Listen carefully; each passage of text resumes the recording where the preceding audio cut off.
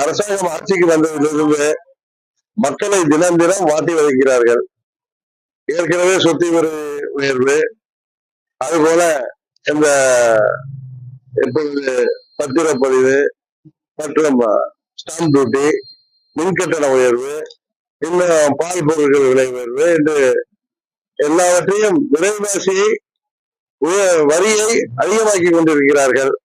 அரசாங்கத்திற்கு வருமானம் என்பதற்கு தேவையான வழிமுறைகளை விட்டுவிட்டு மக்கள் தலையில வரிச்சுமை ஏற்றுவது மிகவும் அபாயகரமான ஒன்று. அதற்கு தமிழ்நாட்டு மக்கள் இந்த ஆட்சியாளர்களுக்கு தக்க தண்டனை வழங்குவார்கள். போதை மருந்து புழக்கம் தமிழ்நாட்டில் அதிகரித்துவிட்டு ஆளுங்கட்சி ஏற்கனவே ஆண்ட கட்சியை சேர்ந்த நிர்வாகிகளுக்கெல்லாம் இந்த தொழில போதை மருந்து கடத்துவதுங்கிற அளவுக்கு சட்டம் ஒழுங்கு இன்றைக்கு கட்டி கிடக்கிறது. முதலமைச்சர்